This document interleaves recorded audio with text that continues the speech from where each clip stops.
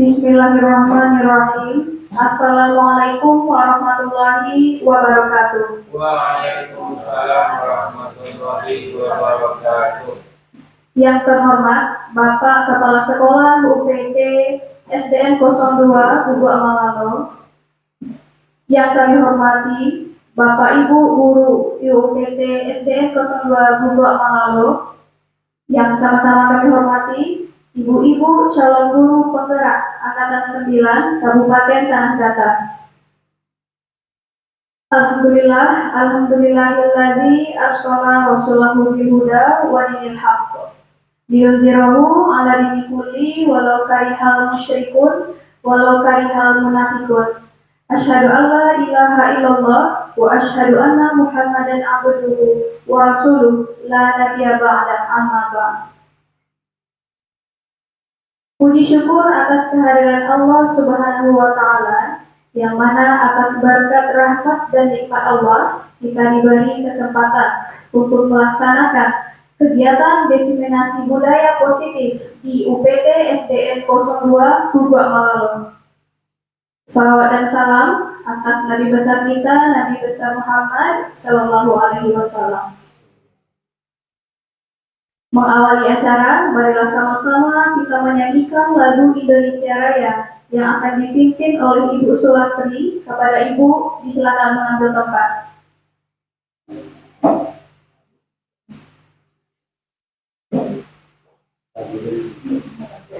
Hadirin dimohon berdiri. Indonesia Raya.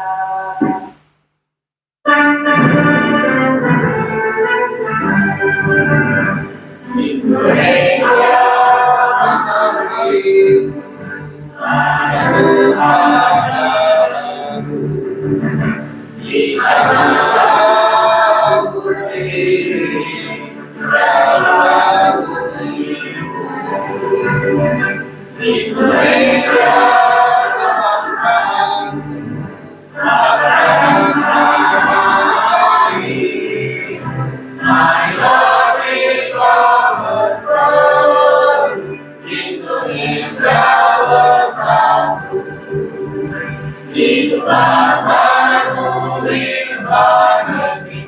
bangsaku, rakyatku semuanya, bangga jiwanya, bangunlah karyanya untuk Indonesia Raya.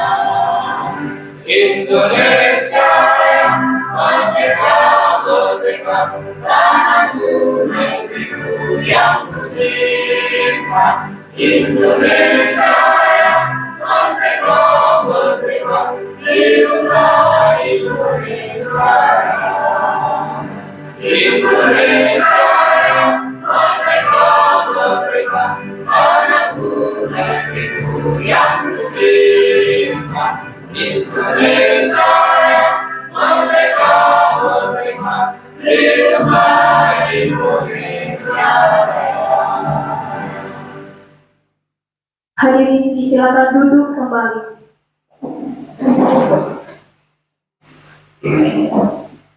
Selanjutnya, sambutan dari Kepala Sekolah UPT SDN 02 Bubak Malalo kepada Bapak Harmen Agustian MAG, disilakan.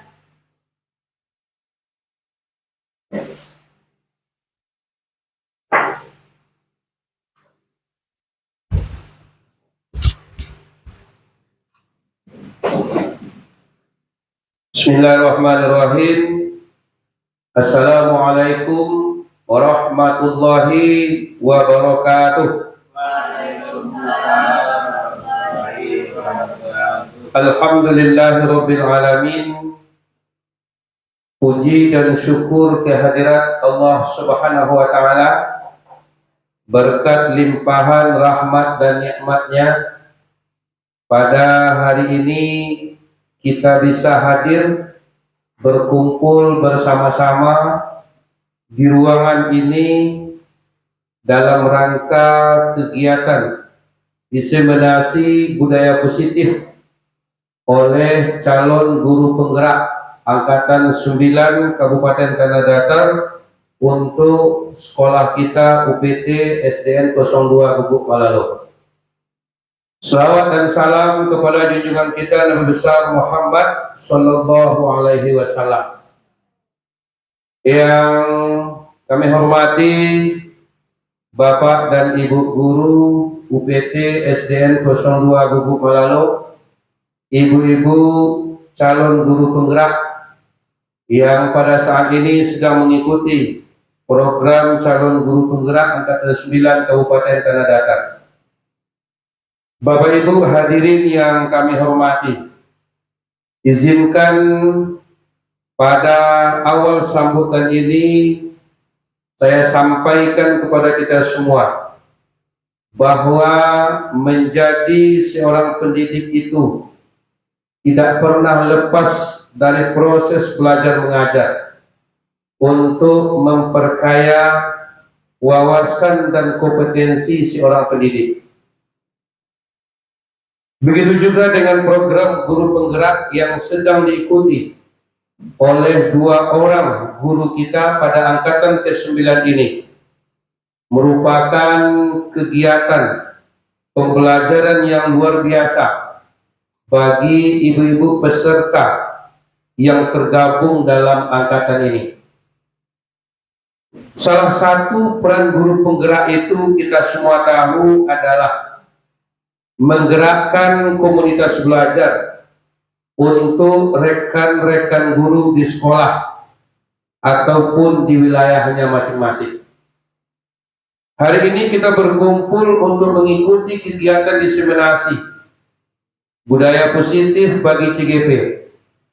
Budaya positif yang telah menjadi bagian tak terpisahkan dari sekolah kita selama ini. Budaya positif adalah fondasi dari pembelajaran dan perkembangan bagi siswa kita untuk lebih sukses ke depannya. Kami percaya bahwa budaya positif akan menciptakan lingkungan di mana setiap individu dihormati, didukung. Ini adalah tempat di mana kerja keras, dedikasi, dan rasa saling menghormati dihargai. Itu untuk menciptakan iklim yang memungkinkan setiap siswa untuk berkembang dengan sebaik-baiknya. Kami sangat mendorong semangat kolaborasi, kepedulian dan toleransi di antara semua anggota komunitas guru di sekolah kita ini.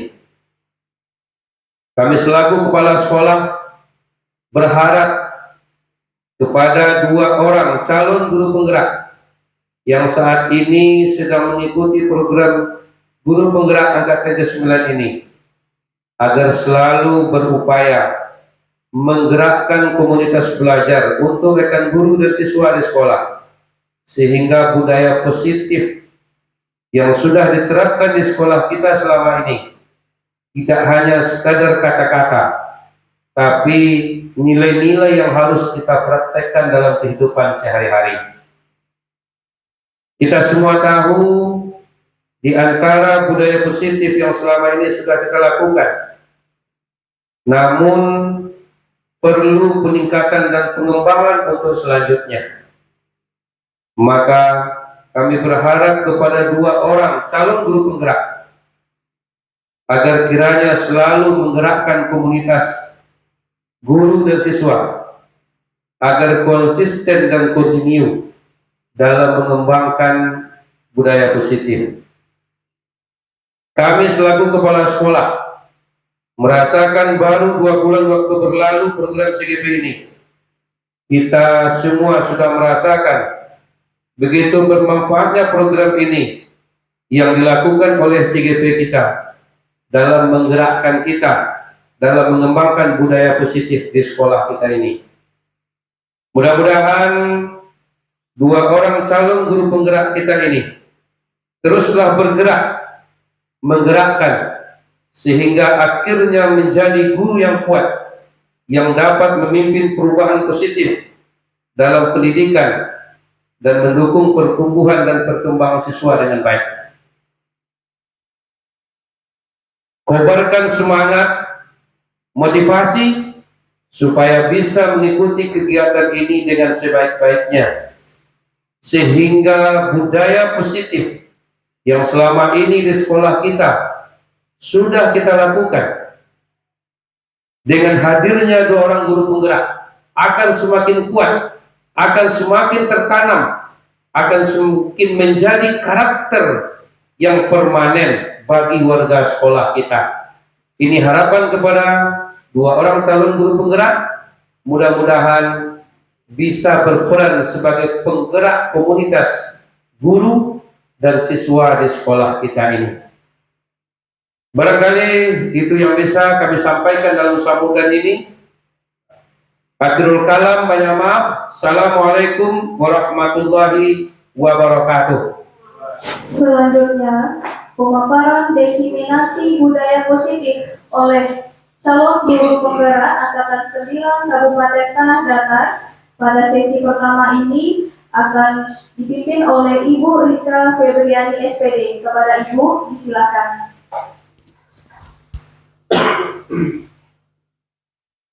Oke, Assalamualaikum warahmatullahi wabarakatuh.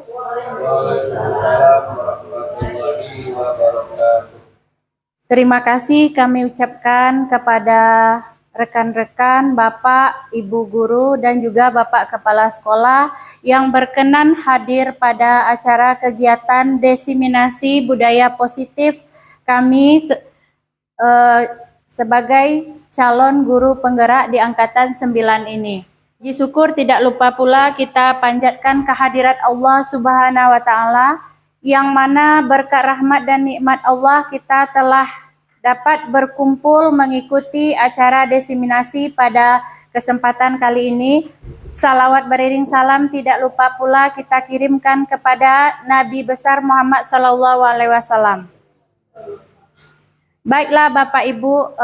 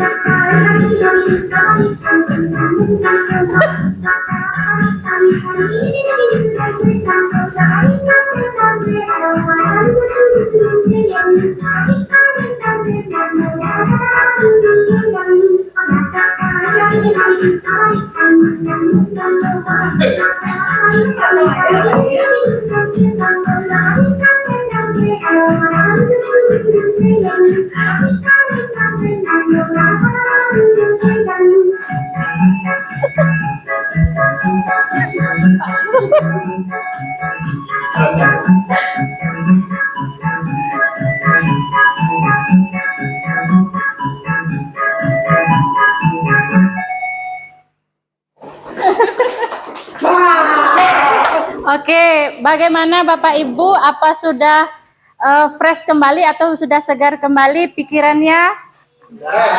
Masih mengantuk Bapak Ibu? Tidak. Itulah manfaatnya kita memberikan ice breaking. Mudah-mudahan kita semangat lagi untuk mengikuti diseminasi budaya positif dari kami calon guru penggerak Angkatan 9 UPT SDN 02 Guguk Malalu. Nah, Bapak Ibu sekalian, di sini kami sebagai CGP kenapa kami ingin mendiseminasikan tentang budaya positif. Yang pertama kami lihat latar belakang dulu budaya positif. Latar belakang budaya positif yaitu dari pemikiran filosofis Ki Hajar Dewantara, di mana Ki Hajar Dewantara itu mengumpamakan sekolah sebagai sebuah ladang tempat persemian bibit agar bibit bisa berkembang secara maksimal. Maka petani dapat memperbaiki kondisi tanah, memelihara bibit tanaman, memberi pupuk dan air, serta membasmi ulat-ulat atau jamur-jamur yang mengganggu hidup bibit tanaman dan lain sebagainya. Jadi di sini Bapak Ibu, Ki Hajar Dewantara itu mengumpamakan sekolah itu sebagai sebuah ladang. Nah, di mana murid-murid itu diibaratkan sebagai sebuah tanaman. Dan kita sebagai seorang guru atau pendidik diibaratkan sebagai seorang petani. Nah, dari uraian yang tadi Bapak Ibu, kita dapat memahami bahwa sekolah itu diibaratkan sebagai tanah tempat bercocok tanam, sehingga guru harus mengusahakan sekolah jadi lingkungan yang menyenangkan dan menjaga serta melindungi murid kita dari hal-hal yang tidak baik. Dengan demikian, karakter murid akan tumbuh dengan baik sesuai dengan profil pelajar Pancasila. Jadi, jelas kita lihat dari pemikiran filosofis Ki Hajar Dewantara tadi Bapak Ibu, kalau kita di sekolah ini diibaratkan sebuah ladang, nah kita pendidik akan sebagai petani dan murid-murid kita itu diibaratkan sebagai tanaman. Kalau seberapapun unggulnya bibit tanaman tadi, kalau tidak kita pelihara dengan baik, tidak kita beri pupuk, tidak kita siram, dan tidak kita rawat dengan baik, tentu bibit unggul tadi tidak akan tumbuh dengan baik. Dan sebaliknya kita seorang petani tentu mengharapkan bibit dari tanaman kita tadi tumbuh dengan subur. Seorang petani itu harus gigih untuk mengusahakan tanamannya supaya menjadi tanaman yang subur. Begitu pula kita pendidik Bapak Ibu. Kalau kita ingin murid kita nanti berhasil dan sesuai dengan impian dan harapan kita, tentu kita akan memberikan pelayanan dan akan memberikan pendidikan dan memberikan pengasuhan yang baik terhadap murid-murid kita. Nah, kemudian Bapak Ibu, selanjutnya di sini, baiklah Bapak Ibu. Nah, kita lihat itu pengertian budaya positif. Nah, budaya positif adalah nilai-nilai atau keyakinan-keyakinan dan kebiasaan-kebiasaan di sekolah yang berpihak kepada murid agar murid dapat berkembang menjadi pribadi yang kritis, penuh hormat dan bertanggung jawab. Nah, kalau kita lihat dari pengertiannya Bapak dan Ibu, budaya positif itu merupakan nilai-nilai atau keyakinan yang selama ini sudah kita berikan kepada siswa kita. Contohnya apa yang sudah kita berikan kepada siswa kita?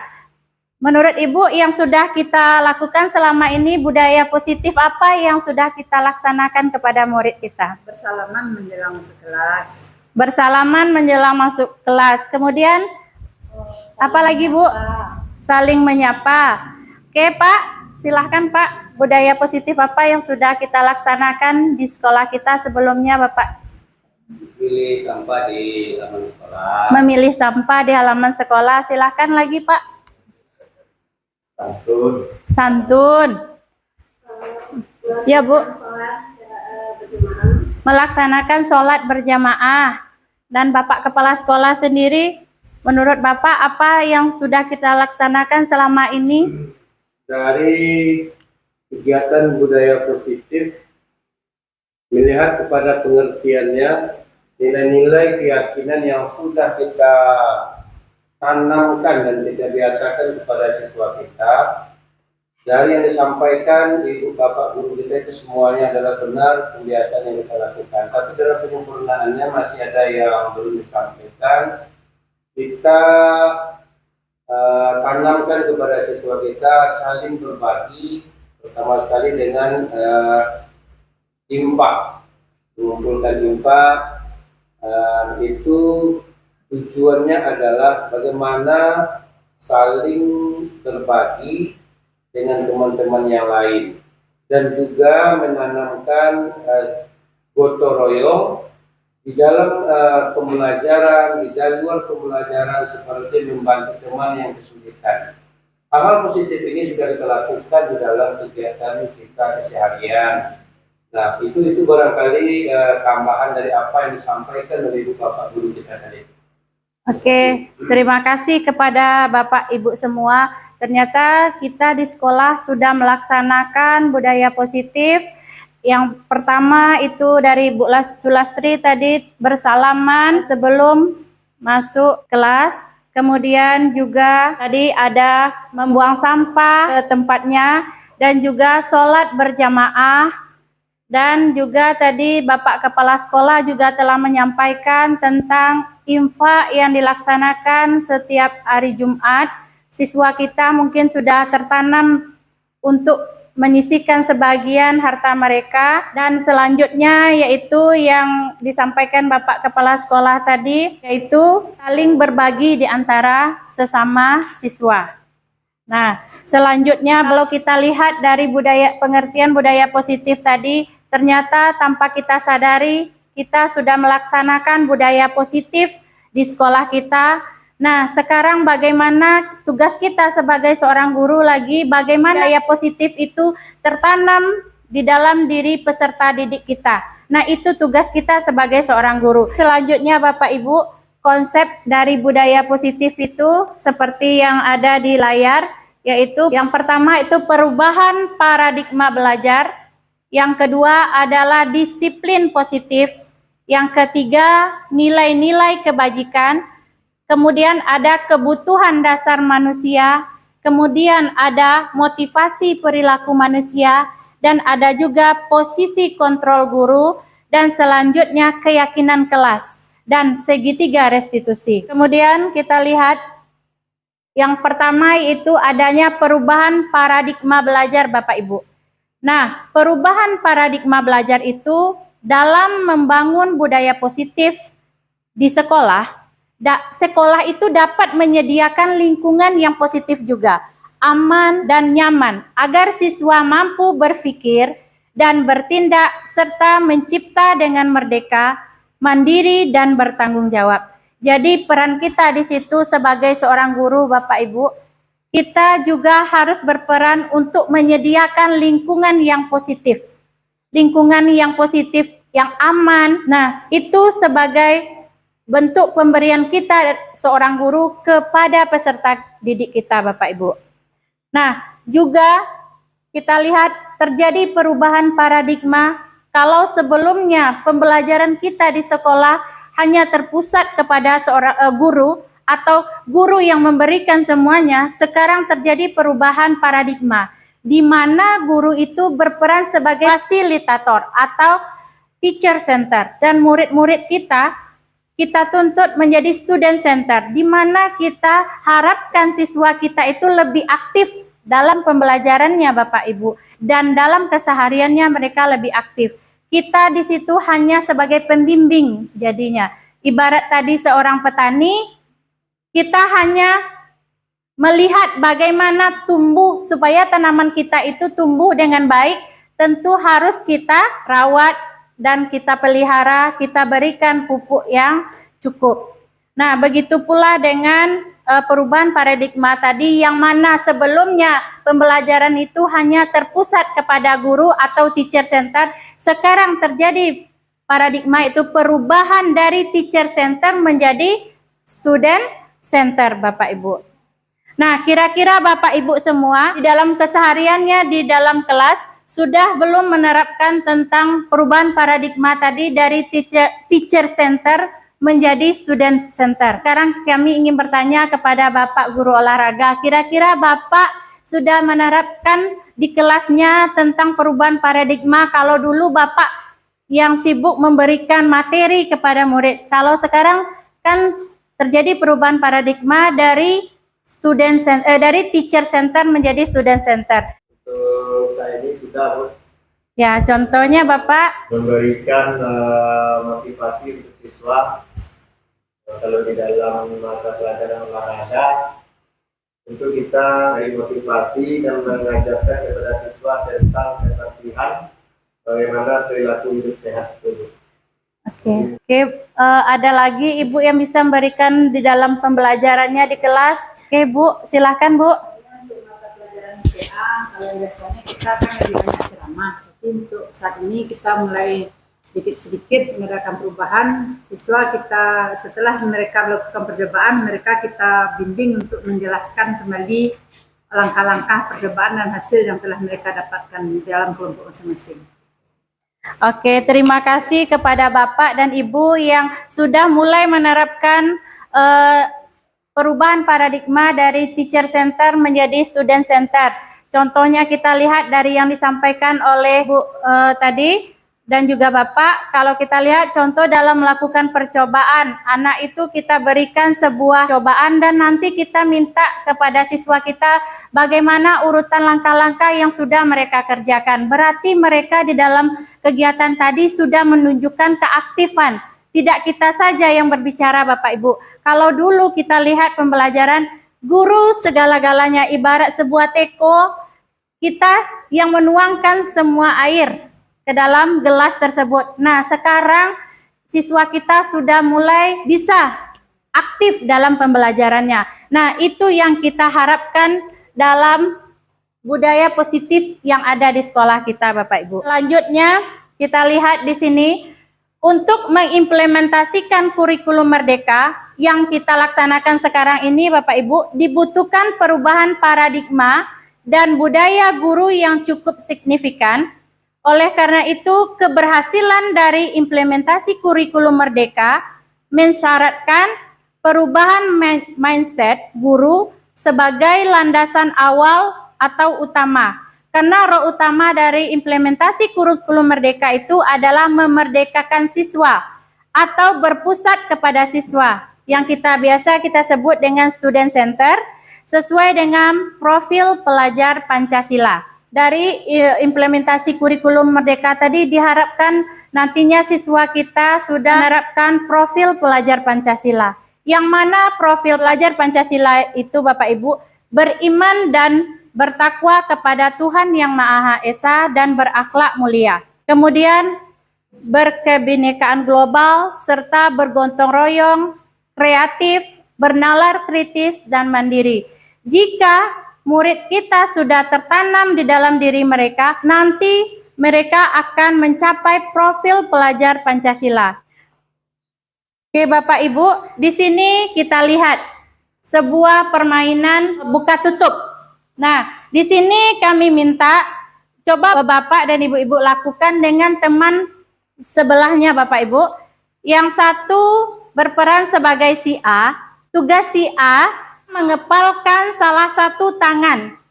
Nah, bayangkan di dalam tangan yang kita kepalkan tadi ada barang berharga yang tidak boleh dimiliki oleh orang lain. Kemudian teman di sebelah kita akan mencoba membuka kepalan tangan kita tadi Bapak Ibu. Teman kita di sebelah akan mencoba dengan cara membujuk, dengan menghardik, kemudian bisa juga mengintimidasi, memarahi, menggoda, menggelitik, bahkan menawari Anda uang agar Anda bersedia membuka kepalan. Nah, coba Bapak Ibu ibaratkan tangan kita yang A atau berperan sebagai si A. Nah, di dalam tangan kita tadi ada uang kita berisi 100.000, di mana teman kita di sebelah ingin mengambil uang kita tadi. Bagaimana usaha kita supaya uang yang kita ada di dalam kepalan kita tadi tidak bisa diambil oleh teman kita si B. Kemudian teman kita si B tadi juga akan melakukan bagaimana teman si A kita tadi bisa membuka tangan mereka. Atau kita coba, kira-kira bisa tidak satu orang berperan sebagai si A yang berusaha untuk tidak menyembunyikan barang-barang berharga yang ada di tangan mereka. Dan satu orang berusaha untuk membukanya Bapak Ibu. Bagaimana Bapak Ibu, ada yang bisa membuka tangan teman kita dari kepalan? Bagaimana Ibu, di sini terbuka tangan temannya Bu?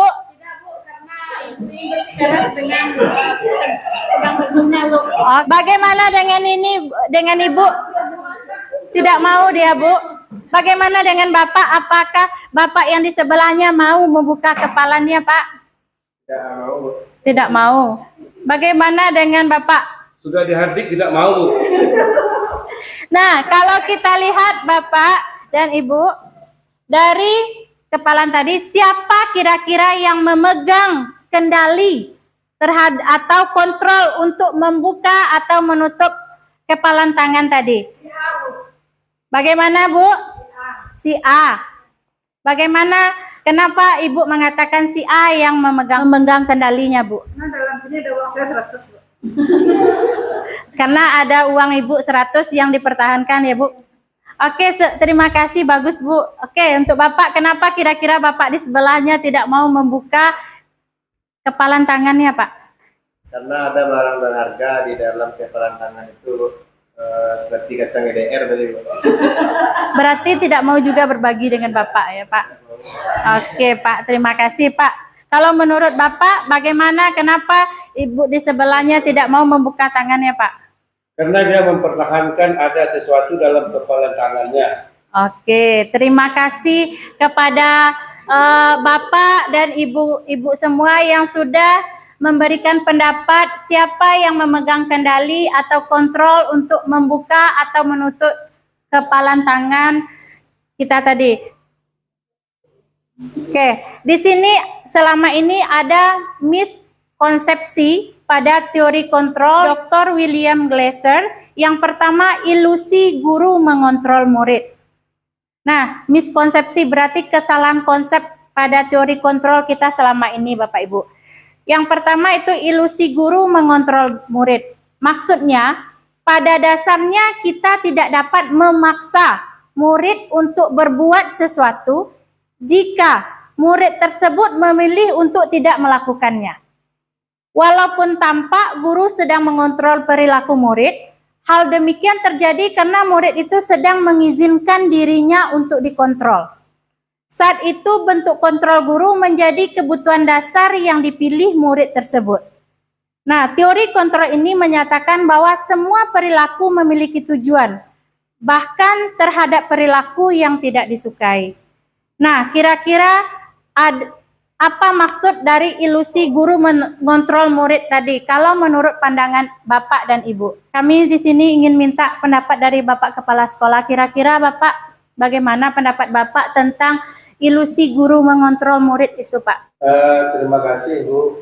Kalau kita pahami tentang pengertian ini, nah ini bisa kita ilustrasikan bahwa sesungguhnya kebebasan kemerdekaan murid itu akan menjadi sebuah kebiasaan ketika itu kita kembangkan. Ketika mereka kita paksa untuk memilih sebuah kebiasaan, tanpa ada kesadaran mereka, itu tidak akan menghasilkan hal yang positif karena mereka berbuat di dalam tekanan. Nah, dalam hal ini miskonsepsi pada ilusi guru mengontrol murid ini sebenarnya kita sebaiknya ketika terjadi sebuah kesalahan pelanggaran oleh murid, sebenarnya kita diharapkan untuk tidak mengintimidasi, tidak memarahi, tapi adalah untuk menuntun mereka sehingga mereka sadar bahwa itu ada kesalahan, mereka bisa berbuat untuk berubah. Barangkali itu, Bu. Oke, terima kasih Pak. Dari yang disampaikan oleh Bapak tadi, bahwasanya kita sebagai seorang guru tidak bisa memaksa murid kita kalau mereka belum membuka hatinya untuk kita kontrol. Tapi kalau mereka sudah membuka hatinya, sedikit saja yang kita sampaikan mereka akan mengikuti apa yang kita bicarakan. Tapi kalau mereka belum membuka diri mereka, bagaimanapun kita menghukum atau menghardik mereka, mereka tidak akan pernah melakukannya Bapak Ibu. Oke, selanjutnya miskonsepsi yang kedua, kesalahan pada teori kontrol yang kedua, ilusi bahwa semua penguatan positif, efektif, dan bermanfaat. Nah, maksudnya penguatan positif atau bujukan adalah bentuk kontrol. Segala usaha untuk mempengaruhi murid agar mengulangi suatu perilaku tertentu adalah suatu usaha untuk mengontrol murid tersebut. Dalam jangka waktu tertentu, kemungkinan murid-murid tersebut akan menyadarinya dan mencoba untuk menolak bujukan kita, atau bisa jadi murid tersebut menjadi tergantung pada pendapat sang guru untuk berusaha. Nah, dari miskonsepsi teori yang kedua, ilusi bahwa semua penguatan positif, efektif, dan bermanfaat. Yang ketiga yaitu miskonsepsi pada teori yang ketiga, ilusi bahwa kritik dan membuat orang merasa bersalah dapat menguatkan karakter. Nah, maksudnya menggunakan kritik dan rasa bersalah untuk mengontrol murid menuju pada identitas gagal. Mereka belajar untuk merasa buruk tentang diri mereka. Mereka mengembangkan dialog diri yang negatif. Kadangkala sulit bagi guru untuk mengidentifikasi bahwa mereka sedang melakukan perilaku ini karena seringkali guru cukup menggunakan suara halus untuk menyampaikan pesan negatif. Nah, selanjutnya di situ ada perubahan paradigma stimulus respon pada teori kontrol dan teori pilihan. Itu miskonsepsi yang tadi Bapak Ibu. Nah, kita lihat di sini kita mencoba mengubah orang agar berpandangan sama dengan kita. Itu stimulus dan responnya. Kalau kita lihat pada teori kontrol, kita berusaha memahami pandangan orang lain tentang dunia. Yang kedua, kita lihat perilaku buruk dilihat sebagai suatu kesalahan. Kalau di teori kontrolnya, semua perilaku itu memiliki tujuan. Yang ketiga, orang lain bisa mengontrol saya. Kalau menurut teori kontrol, hanya Anda yang bisa mengontrol diri Anda. Kemudian kita lihat dari stimulus respon yang keempat, saya bisa mengontrol orang lain. Kalau dalam teori kontrolnya, Anda tidak bisa mengontrol orang lain. Kemudian pemaksaan ada pada saat bujukan gagal. Kalau dalam teori kontrol, kolaborasi dan konsensus menciptakan pilihan-pilihan baru. Selanjutnya, model berpikir menang atau kalah. Kalau dalam teori kontrol, model berpikir menang-menang. Berarti kalau dalam teori kontrol kita lihat tidak ada menang kalah, berarti menang-menang yang ada di situ. Nah, ini semuanya yang terdapat dalam teori kontrol. Nah, kita lanjut yaitu budaya positif yang kedua, disiplin positif. Sebelum ke disiplin positif, saya ingin bertanya kepada Bapak dan Ibu, kira-kira disiplin itu maksudnya apa Bapak Ibu? Bagaimana Bapak Kepala Sekolah, kira-kira disiplin itu apa Pak? Bertindak sesuai dengan kenyataan dan keadaan. Bertindak sesuai kenyataan dan keadaan. Kalau kita lihat dari pengertiannya, disiplin itu berasal dari bahasa Latin, yaitu disiplina, yang artinya belajar. Kata disiplin juga berasal dari akar kata yang sama dengan disciple, atau murid atau pengikut. Untuk menjadi seorang murid atau pengikut, seorang harus paham betul alasan mengapa mereka mengikuti suatu aliran atau ajaran tertentu. Sehingga motivasi yang terbangun adalah motivasi intrinsik atau motivasi dalam diri peserta didik kita, bukan ekstrinsik. Nah, disiplin positif merupakan salah satu cara penerapan disiplin yang bertujuan untuk menumbuhkan kesadaran serta memberdayakan peserta didik kita tanpa imbalan, penghargaan atau reward, ancaman dan hukuman. Oke, kita lanjut saja. Nilai-nilai kebajikan. Apa itu nilai kebajikan? Nilai kebajikan adalah nilai-nilai yang disepakati bersama, terlepas dari suku, agama, bahasa, maupun latar belakang. Berarti di sekolah kita nilai-nilai apa yang kita sepakati bersama yang harus ada pada diri peserta didik kita. Contohnya nilai kebajikan itu sesuai dengan profil pelajar Pancasila. Kemudian kita lihat kebutuhan dasar manusia. Kebutuhan dasar manusia adalah segala sesuatu yang kita lakukan untuk mendapatkan apa yang kita inginkan. Seluruh tindakan yang kita lakukan itu memiliki tujuan tertentu. Dan semua usaha terbaik yang kita lakukan adalah dalam rangka agar kebutuhan dasar kita terpenuhi dengan baik. Nah, 5 kebutuhan dasar manusia itu yang pertama kebutuhan bertahan hidup. Untuk bertahan hidup tentu kita memerlukan makan, pakaian, tempat tinggal, keamanan, dan kesehatan. Yang kedua yaitu kasih sayang dan rasa diterima. Kita membutuhkan kasih sayang dan rasa diterima baik itu di keluarga maupun di tempat kita melakukan kegiatan sehari-hari. Yang ketiga, penguasaan. Seperti harga diri, ingin dianggap, memimpin, berprestasi, diakui dan didengar. Selanjutnya yaitu kebebasan. Kebutuhan tentang kebebasan, mandiri, memiliki pilihan, mencoba hal baru. Yang kelima yaitu kesenangan. Kesenangan yaitu bermain, humoris, antusiasme, dan tertawa. Antusias ya bahasa kitanya. Nah, kalau kita lihat ini dari sebuah kasus ya Bapak Ibu, kita lihat. Di sini Ibu Ria, guru kelas 6 di SD Permai, sedang bingung menghadapi salah satu murid di kelas bernama Agus. Beberapa anak telah datang dan mengeluhkan Agus yang seringkali meminta bekal makan siang mereka dengan paksa. Jika Anda menghadapi situasi seperti Bu Ria, apa yang akan Anda lakukan? Menurut Anda kira-kira apa alasan Agus melakukan hal itu? Nah, kira-kira dari kasus ini menurut Bapak dan Ibu, kenapa si Agus sering meminta bekal makan siang atau meminta bekal makan siang mereka dengan paksa kepada temannya? Menurut Bapak, Pak? Jadi penyebabnya dua, karena makannya tidak tercukupi, barangkali kebutuhannya tidak terpenuhi.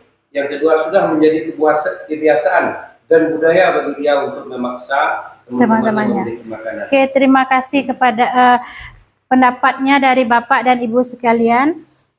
Kita lihat, mungkin di sini ada ya jawabannya Bapak Ibu. Dalam konteks penerapan disiplin positif, Ibu Ria sebaiknya mencari tahu alasan Agus melakukan tindakan tersebut agar mengetahui kebutuhan mana yang sedang berusaha dipenuhi oleh Agus.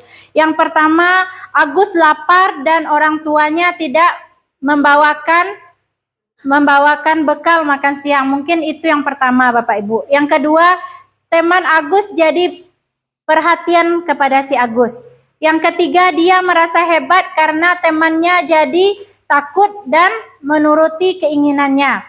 Yang keempat, Agus merasa bosan dengan bekal yang dibawakan orang tuanya karena selalu bekal yang sama. Yang kelima, mungkin karena Agus hanya iseng dan dia menikmati ekspresi wajah temannya yang kesal. Mungkin kira-kira dari tindakan si Agus ini alasan dari kenapa si Agus sering meminta bekal kepada temannya. Baiklah Bapak Ibu, karena di sini kami ada 2 orang CGP untuk melanjutkan diseminasi tentang budaya positif yang ada di sekolah. Untuk selanjutnya akan dilanjutkan oleh rekan saya sendiri, Ibu Devi Handayani, dan saya cukupkan sampai di sini dulu tentang diseminasi budaya positif, dan selanjutnya kami minta dari teman kami CGP, Bu Devi Handayani, untuk melanjutkan diseminasi budaya positif. Terima kasih atas perhatian Bapak dan Ibu semua. Kami sudahi dengan Assalamualaikum warahmatullahi wabarakatuh. Selanjutnya, pemaparan diseminasi budaya positif oleh calon guru penggerak Angkatan 9 Kabupaten Tanah Datar pada sesi kedua ini dipimpin oleh Ibu Devi Handayani SPDSD. Kepada Ibu, silakan. Bismillahirrahmanirrahim. Assalamualaikum warahmatullahi wabarakatuh. Bagaimana Bapak Ibu di sore hari yang cerah ini, masih semangat? Alhamdulillah. Baiklah, kata penghormatan saya cukupkan kepada moderator dan teman saya, rekan saya yang terdahulu, yaitu Bu Rika. Sekarang kita akan lanjutkan tentang penjabaran pemahaman budaya positif. Sebelum saya lanjut, saya ingin mengulas sedikit.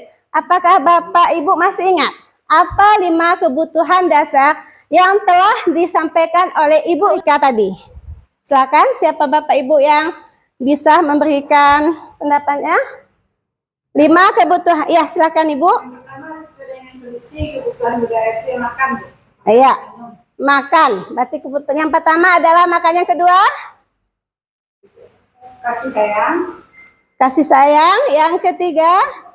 Penguasaan dan harga diri, Bu. Penguasaan dan harga diri. Yang keempat, apalagi ayo Bapak Ibu yang iya bagus, makasih Bu Nurletik. Kesenangan. Apalagi yang kelima, yang terakhir. Kebebasan, Bu. Kebebasan. Iya, terima kasih ibu-ibu dan bapak-bapak yang telah membantu saya mengulas kembali apa yang telah disampaikan oleh Ibu Rika. Nah, ini dia 5 kebutuhan dasar manusia: bertahan hidup, kasih sayang dan rasa diterima, penguasaan, kebebasan, dan kesenangan. Sekarang kita lanjut. Teori motivasi perilaku manusia. Dari kebutuhan dasar tadi, membuat kita, memotivasi kita untuk berperilaku. Nah, teori yang pertama, kita bisa untuk menghindari ketidaknyamanan atau hukuman. Sering bertanya pada diri kita, apa yang akan terjadi bila saya tidak melakukannya? Yang kedua, untuk mendapatkan imbalan dari orang lain atau institusi. Kita juga sering bertanya, apa yang akan saya dapatkan apabila saya tidak melakukannya? Dan yang berikutnya, untuk menghargai diri sendiri. Nah, di sini pertanyaan yang muncul, saya akan menjadi orang yang seperti apa bila saya tidak melakukannya? Nah, di sini yang pertama dan yang kedua termasuk motivasi eksternal. Sedangkan yang ketiga merupakan motivasi internal atau menjadi tujuan disiplin positif. Nah, Bapak, Ibu-ibu, di sekolah kita mungkin mengenal kata hukuman dan penghargaan. Apakah kita pernah melakukan dua hal ini di kelas atau di sekolah kita? Iya, pernah. Saya ingin minta satu contoh. Apa bentuk hukuman yang pernah kita berikan gitu kepada siswa kita? Berdiri di depan kelas. Kalau bentuk penghargaan? Tepuk tangan. Tepuk tangan. Bagus. Ayo anak-anak, ketika anak-anak kita sudah berhasil, kita memberi tepuk tangan. Ayo tepuk tangan. Nah, sekarang untuk memicu semangat kita, mari kita beri tepuk tangan dulu untuk kita bersama. Oke. Baiklah, menurut Bapak Ibu, dua hal ini, hukuman dan penghargaan, apakah kedua-dua ini pastinya akan memberikan dampak kepada murid kita? Kira-kira hukuman itu memberikan dampak apa kepada peserta didik kita? Kalau saya memandang hukuman itu akan memberikan dua dampak positif bisa, dampak negatif. Oke. Ya, terima kasih Bapak. Bapak berpendapat bisa memberikan dampak positif dan dampak negatif. Bisa minta tolong Bapak kasih contoh yang dampak positifnya dari hukuman. Dampak positifnya dengan ada hukuman akan menanamkan konsep kepada siswa bahwa saya berperilaku ini mendapat hukuman untuk ke depan saya tidak bisa lagi untuk berperilaku seperti ini. Ya. Jadi perubahan. Oke, terima kasih. Berarti intinya di sini dengan hukuman yang kita berikan akan terlihat perubahan kepada siswa kita. Ya, terima kasih Bapak. Dampak negatif dari hukuman. Dampak negatif dari hukuman bisa jadi setelah kita memberikan hukuman kepada siswa, timbul rasa dongkol dan benci kepada siswa sehingga membuat mereka tertangkap malas, bisa jadi. Ya, terima kasih Bu. Ya, itulah mungkin negatifnya bisa siswa itu merasa dendam, dongkol kepada kita. Nah, sekarang penghargaan. Yang kita beri, penghargaan yang selama ini sudah kita berikan, baik berupa verbal maupun barang, kira-kira akan memberi dampak positif apa negatif? Dua-duanya? Iya, silakan coba Ibu. Apa alasannya Bu? Ya. Reward bisa verbal, bisa non-verbal. Ya. Berikan salah satu atau verbal atau non-verbal. Positifnya bagi yang mendapatkan reward, mereka mungkin bertambah bersemangat. Bisa jadi negatif bagi yang mendapatkan reward juga, mereka akan menimbulkan sifat sombong. Kemudian bagi yang tidak mendapatkan reward, sisi negatifnya mereka bisa menimbulkan sifat iri. Sisi negatif, sisi positifnya bisa memacu semangat bagi mereka. Jadi menurut saya mungkin perbedaan hukuman dan reward harus diberikan betul-betul dengan kondisi yang tepat sehingga kita dapat meminimalisir dampak negatif terutama. Ya, baik, terima kasih Ibu. Apa yang telah disampaikan oleh Ibu Sulastri tadi betul. Penghargaan maupun hukuman kedua-duanya memberikan dua dampak atau positif dan negatif. Tapi sesungguhnya kedua-dua hal itu bisa berdampak negatif bagi peserta didik. Kenapa? Karena hukuman itu pasti nantinya mereka akan merasa ada sesuatu tertanam dalam diri mereka, dendam atau rasa tidak enak, rasa jengkel. Kalau penghargaan mungkin lebih banyak, oh saya penghargaan, rasa bangga, rasa sombong mungkin ya Bu ya. Nah di sini di hukum penghargaan pengaruhnya pengaruh jangka pendek dan jangka panjang atau ketergantungannya. Berarti kedua-dua hal ini memberikan ketergantungan kepada siswa kita. Yang berikutnya, penghargaan tidak efektif. Yang kedua, penghargaan merusak hubungan, penghargaan mengurangi kualitas, dan penghargaan mematikan kreativitas. Penghargaan menghukum, penghargaan mengurangi motivasi dari intrinsik. Ternyata kedua-dua hal ini memberikan dampak yang negatif kepada peserta didik kita. Selanjutnya Bapak Ibu, penghargaan bisa menurunkan kualitas, penghargaan mematikan kreativitas, dan mengurangi motivasi intrinsik seperti yang saya jelaskan tadi. Nah, sekarang coba Bapak Ibu lihat di depan.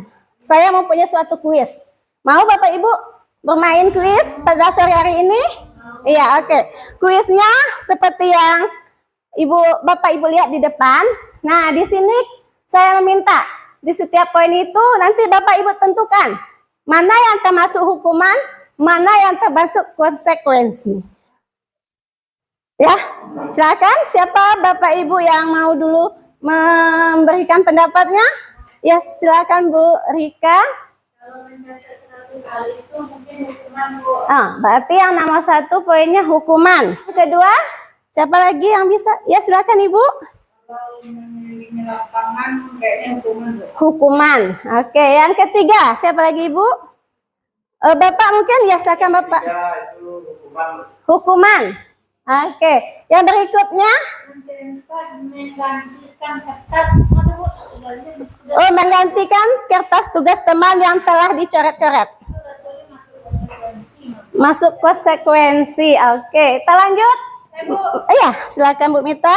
membersihkan tumpahan air di meja tulis karena tersenggol pada saat belajar itu sepertinya merupakan konsekuensi Bu. Konsekuensi. Oke, yang lanjut lagi Bapak Ibu. Guru untuk tidak Mengenakan sepatu seharian di sekolah karena tidak mengenakan sepatu hitam. kalau dilihat dari redaksinya Bu, saya berikan kepada hukuman. Hukuman. Oke, satu lagi. Siapa yang bisa membantu satu lagi? Ini merupakan hukuman. Oke.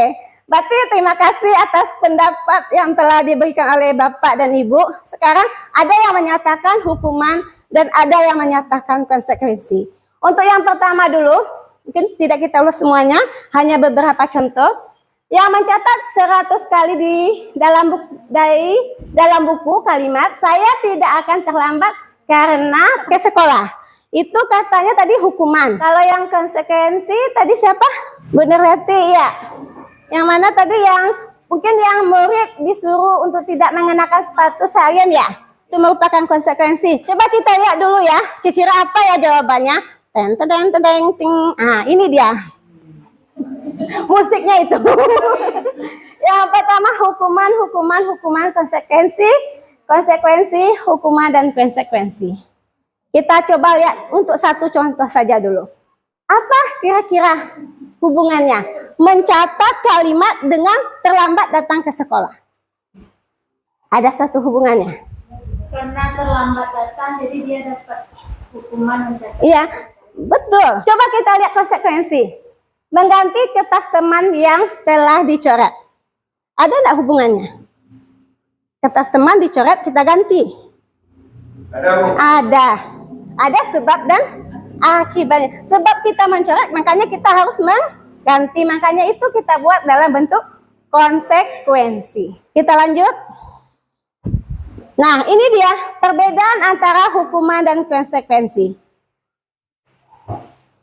Kalau hukuman sesuatu yang menyakitkan harus terjadi.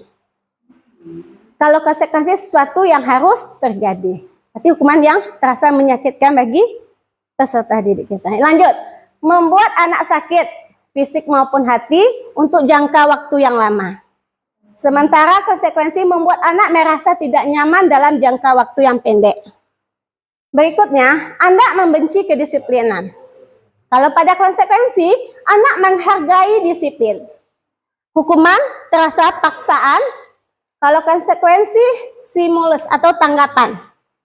Berikutnya, kalau hukuman mendorong anak menyakiti dirinya sendiri. Sementara, kalau konsekuensi mendorong anak agar mudah menyesuaikan diri. Berikutnya, hukuman konsep diri yang buruk. Sementara konsekuensi adalah konsep diri yang baik. Berikutnya, anak belajar untuk menyembunyikan kesalahan. Bisa kita memberikan takut dia terjadi, terlihat dia sembunyikanlah kesalahannya. Sementara pada konsekuensi, anak belajar untuk mematuhi peraturan. Berikut, marah, rasa bersalah, dipermalukan, merasa tidak dihargai.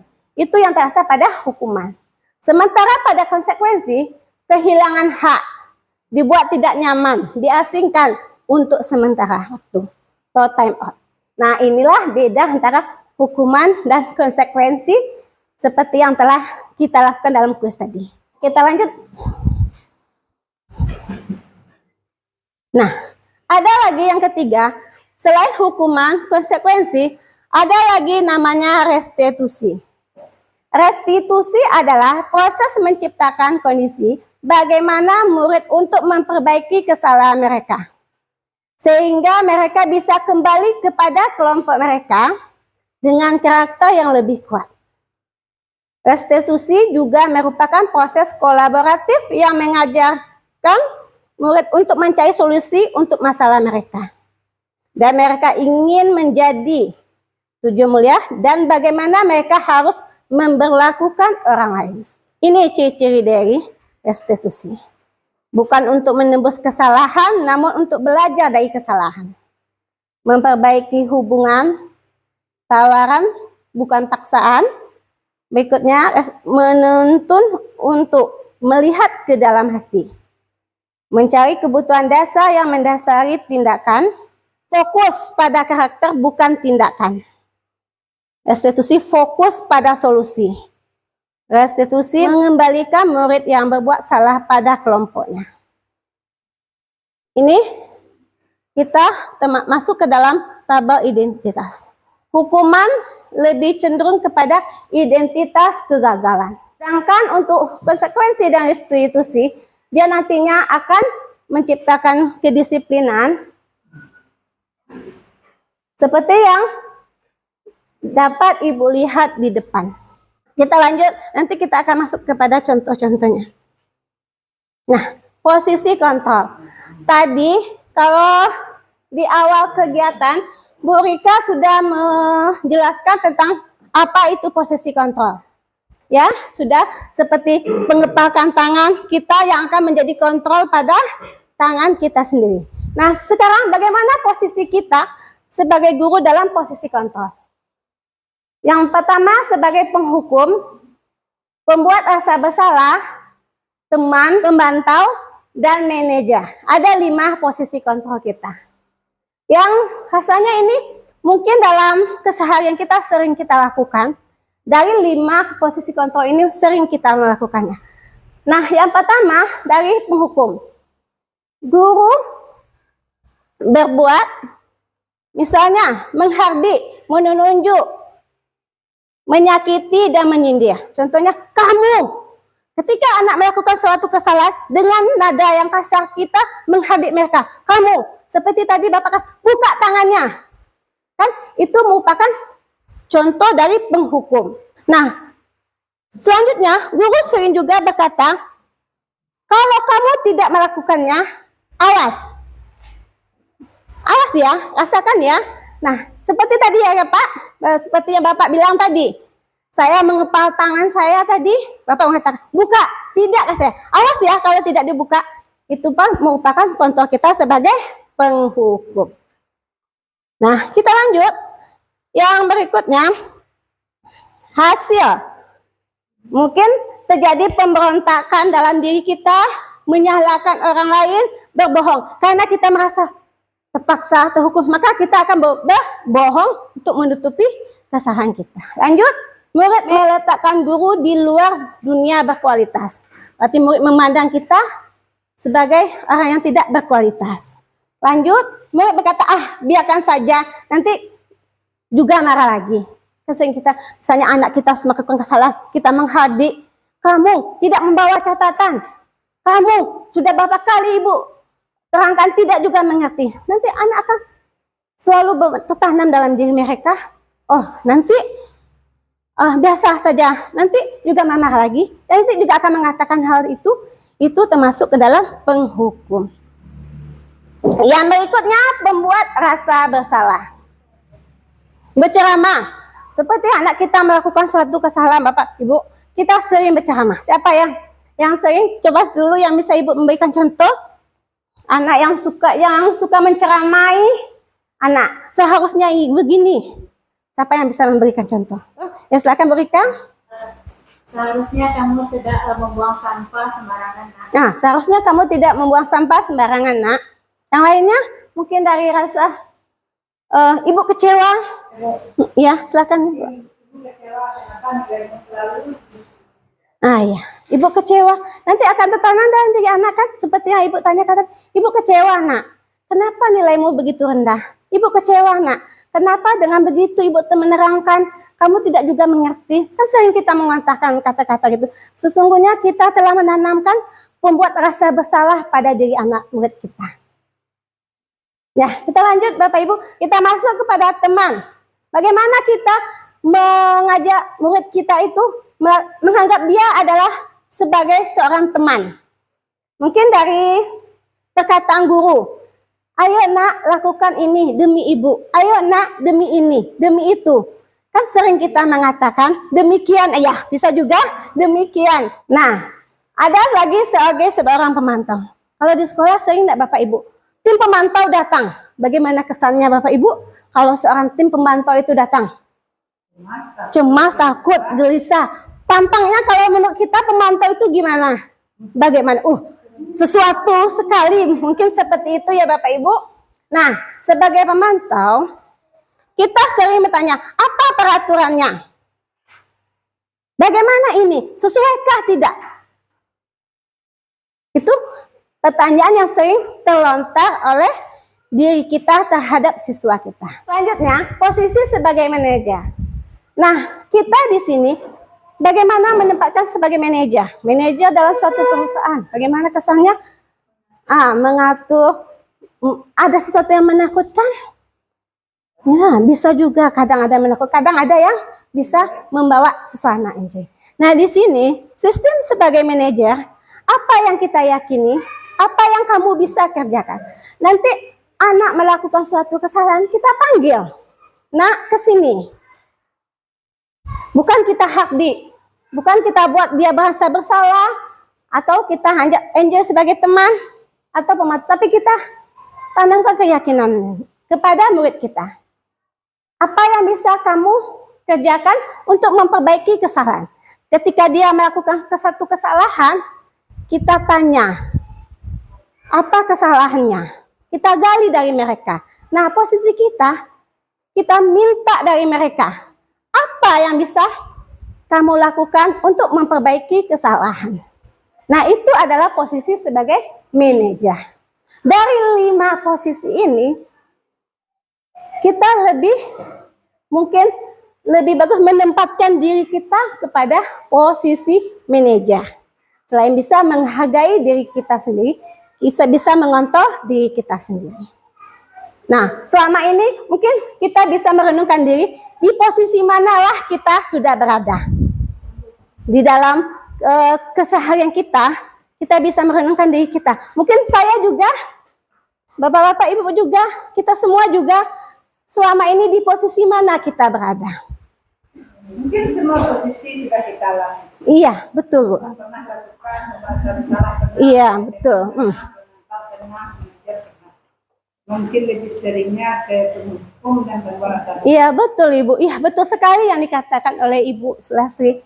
Kita mungkin pernah melaksanakan semuanya, karena ini adalah pekerjaan kita dalam keseharian kita. Nah, tapi dari kelima posisi itu alangkah baiknya kita berusaha memperbaiki diri kita dan belajar berada di posisi manajer.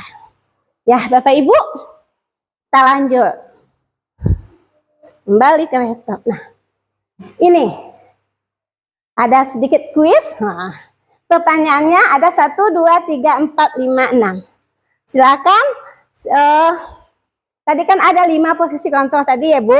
Nah, siapa yang mengatakannya? Contohnya, saya kecewa sekali dengan kamu. Termasuk ke dalam, ya, posisi mana guru itu, Bu? Tadi kan ada penghukum, pemantau, pembuat rasa bersalah, manajer.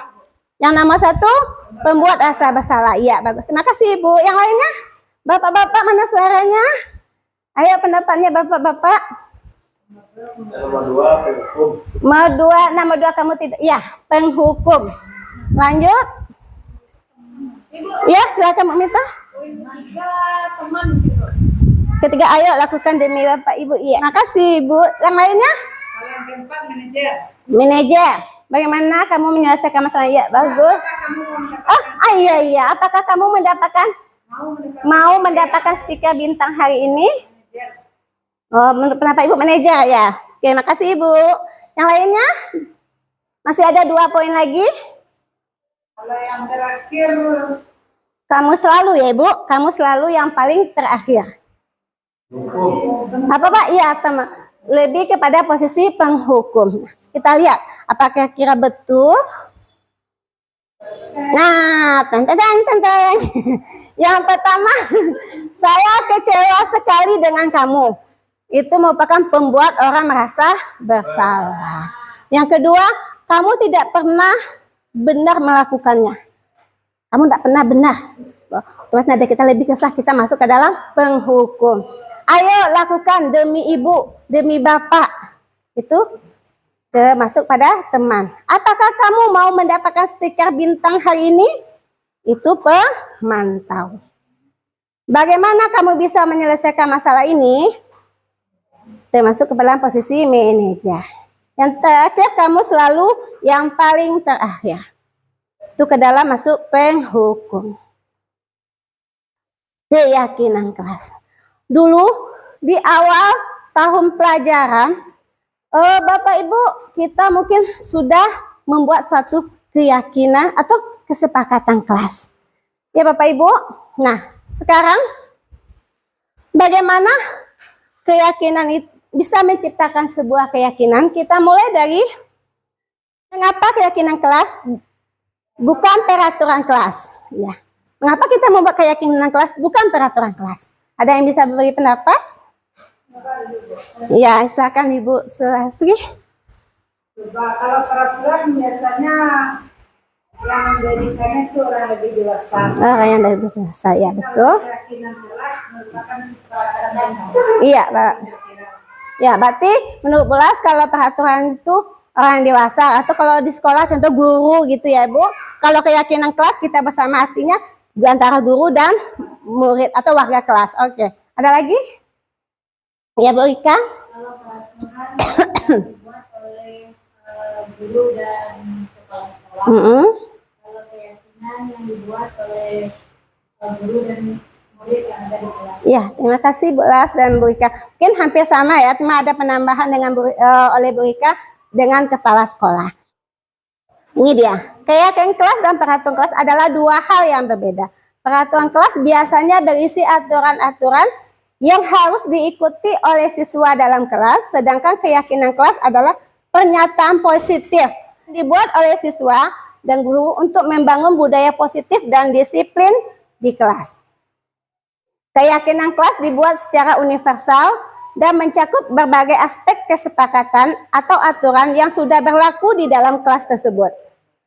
Keyakinan kelas harus berpihak pada murid dan dirumuskan bersama murid untuk membangun kemandirian mereka. Guru hanya sebagai fasilitator.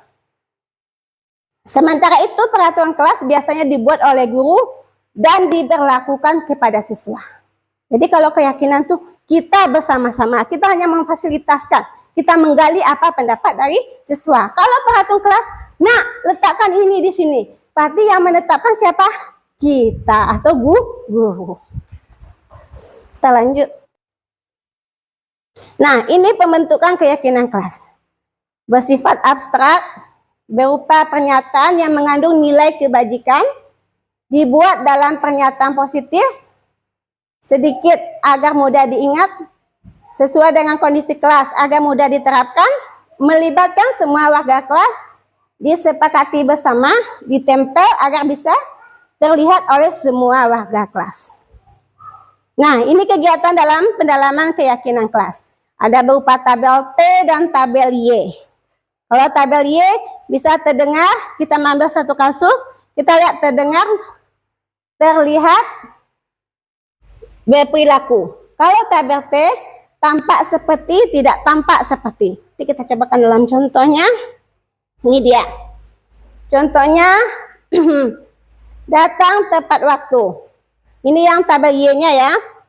Kita ambil dulu hormat. Kesepakatan kelas kita menghormati. Terhormat ya. Terdengar. Satu yang berbicara, yuk saya bantu. Kita bisa selesaikan ini bersama.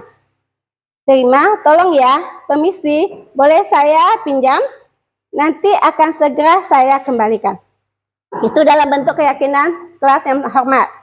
Terlihat, berempati terhadap perasaan orang lain, memegang milik orang lain hanya dengan seizinnya, mendengarkan dengan seksama, senantiasa berbuat baik, berbagi.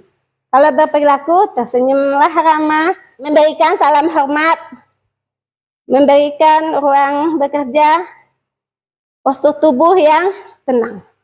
Itu contoh dalam memasukkannya ke dalam tabel Y. Kalau tabel P tampak seperti, tidak tampak seperti. Contohnya kedatangan, datang tepat waktu. Tidak tampak, sering hadir terlambat. Kita lanjut. Nah ini, kita kuis lagi. Di sini ada beberapa kasus, bukan kasus, peraturan. Nah, kita coba buatkan, apa kira-kira keyakinan kelasnya? Yang pertama, selalu kembalikan buku ke tempatnya. Buku di tempatnya. Keyakinan kelasnya, letakkan buku. Tanggung jawab. Lanjut. Dilarang mengganggu orang lain. Kira-kira apa keyakinan kelasnya yang bisa kita buat di situ? Menghormati. Kita masuk keyakinan saling menghormati. Hadir di sekolah 15 menit sebelum pembelajaran dimulai. Disiplin, ya. Dilarang menggunakan narkoba. Kesehatan, bergantian atau menunggu giliran. Gantian, gunakan masker. Kesehatan, jangan berlari di kelas atau koridor. Keselamatan, coba kita lihat lagi. Ternyata pemahamannya sudah mulai bagus. Yang pertama tanggung jawab, betul, menghormati orang lain. Tadi hormat ya, menghormati orang lain. Berkomitmen atau keselamatan, menghargai orang lain. Kesehatan, betul, menghormati orang lain. Bersabar. Kesehatan, keselamatan dan keamanan. Berarti pemahaman kita sudah cukup bagus. Tepuk tangan untuk kita semua dulu.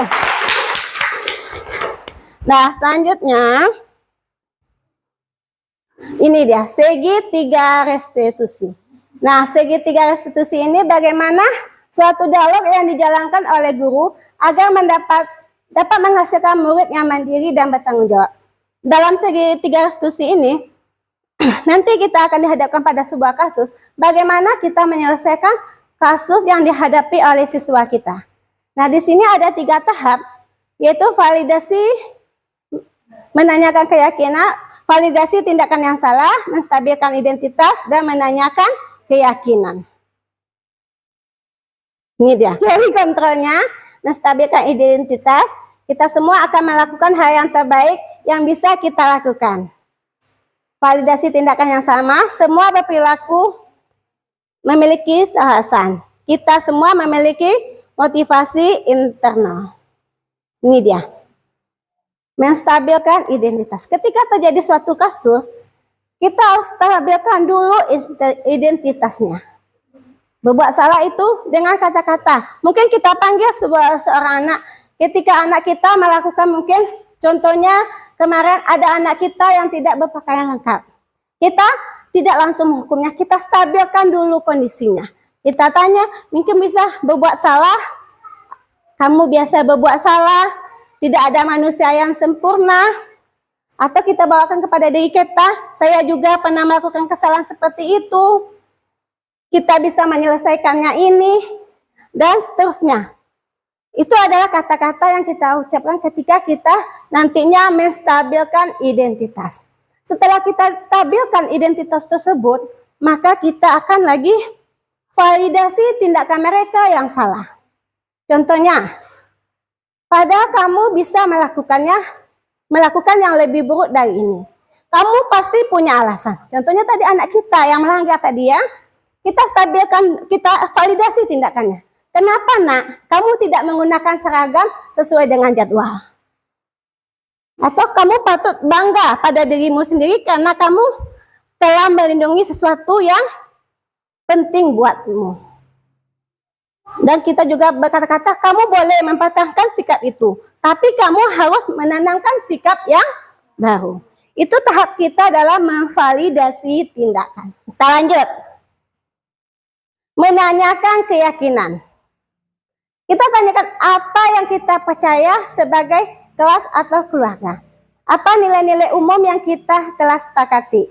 Ada apa bayangan kita tentang kelas yang ideal? Kamu mau jadi orang yang seperti apa?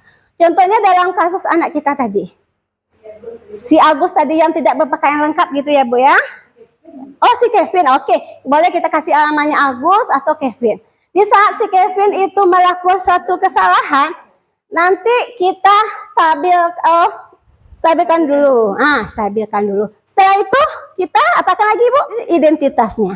Baru kita menanyakan keyakinan. Bisa kita dari keyakinan kelas mana yang kamu langgar? Atau Ibu yakin kamu pasti bisa berubah. Kamu pasti akan bisa lebih baik dari hari ini. Sehingga tidak tertanamlah rasa dongkol. Mungkin anak tuh lebih, dia bersalah, dia meyakini kesalahan, tapi dia tidak menunjukkan rasa dongkol, rasa kesal terhadap kita sebagai seorang yang telah mengontrol mereka. Di masa akan datang bagaimana kita bisa menanamkan nilai-nilai positif ini seperti yang telah disampaikan oleh Ibu Rika dan juga yang telah saya jabarkan tadi. Mudah-mudahan untuk kedepannya kita berusaha menjadi pendidik yang lebih baik untuk arah ke depannya. Bagaimana kita bisa menuntun murid kita, bagaimana kita bisa menghamba kepada murid kita. Nah, baiklah Bapak dan Ibu, sampailah ini pada materi yang terakhir kami. Mungkin ada refleksi yang bisa Bapak Ibu sampaikan, kami persilahkan. Iya, silakan Ibu. Kalau kita lihat dari pemaparan dari awal kita, sambil yang saja posisi kontrol ini dengan disambung dengan lima buta dasar dan diwakili dengan segitiga institusi, berarti segala yang kita lakukan dari awal tadi kita dapat simpulkan bahwa semua kegiatan kita sebagai guru di sekolah memang cenderung lebih banyak kepada siswa. Kita dalam tanda kutipnya menambah kepada siswa, memberikan ruang seluas-luasnya kepada siswa kita dan mereka dapat menjadi diri sendiri. Iya, terima kasih Ibu. Memang betul Bu. Memang sebaiknya dari sistem pendidikan bagaimana kita bisa menghamba, menempatkan posisi siswa itu sesuai dengan kodratnya, mengali apa yang potensi yang ada pada diri mereka. Mungkin ada lagi umpan balik atau refleksi dari Bapak Ibu yang lainnya? Dari Bapak, mungkin Bapak Kepala Sekolah. Terima kasih Ibu Devi dan Bu Dita atas paparan materinya dari awal sampai akhir. Yang pertama, menjadi refleksi bahwa sesungguhnya budaya positif itu harus kita tumbuh kembangkan di sekolah, sehingga menanamkan konsep kebiasaan kepada siswa kita. Mereka melakukan itu tanpa ada di bawah tekanan intimidasi hukuman dari kita guru. Itu yang pertama. Yang kedua, dalam pelaksanaan pembelajaran di sekolah terjadi perubahan paradigma dari teacher center, pembelajaran itu berpusat hanya pada guru, berubah ke student center. Artinya pembelajaran itu berpusat pada siswa. Dan selama ini mungkin siswa itu sebagai objek pembelajaran, pada hari ini siswa adalah subjek pembelajaran. Sehingga guru hanya sebagai fasilitator, pembimbing untuk mengembangkan potensi yang ada pada diri siswa, yang sesuai dengan filosofi yang ada dalam cara bahwa siswa itu berkembang sesuai dengan kodrat alam dan kodrat zamannya. Yang akhirnya kita hanya sebagai fasilitator untuk mengembangkan, dan berakhirlah dengan sebuah kesadaran penuh pada siswa kita tersebut. Terima kasih.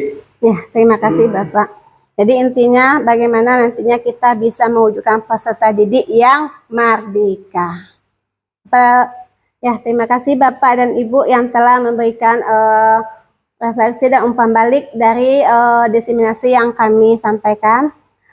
Saya selaku pemberi materi, di sini saya juga belajar bersama-sama Bapak Ibu gimana kita bisa menerapkan hal yang terbaik buat peserta didik kita. Dan saya mohon maaf apabila dalam penyampaian materi tadi saya dan Bu Rika terdapat kesalahan atau kata-kata saya yang tidak patut saya lontarkan. Saya mohon maaf. Akhir kata saya ucapkan wabillahi taufiq wa hidayah. Assalamualaikum warahmatullahi wabarakatuh. Terima kasih kepada ibu-ibu calon guru penggerak kita yang sangat luar biasa dengan pemaparan-pemaparan yang nantinya dapat dijadikan referensi juga inovasi untuk kedepannya dalam mengaplikasikan budaya-budaya positif di sekolah kita. Mungkin langsung kita tutup saja acara kita untuk hari ini. Saya sebagai moderator mohon maaf atas segala kekurangan dan juga kesalahan. Assalamualaikum warahmatullahi wabarakatuh. Waalaikumsalam warahmatullahi wabarakatuh.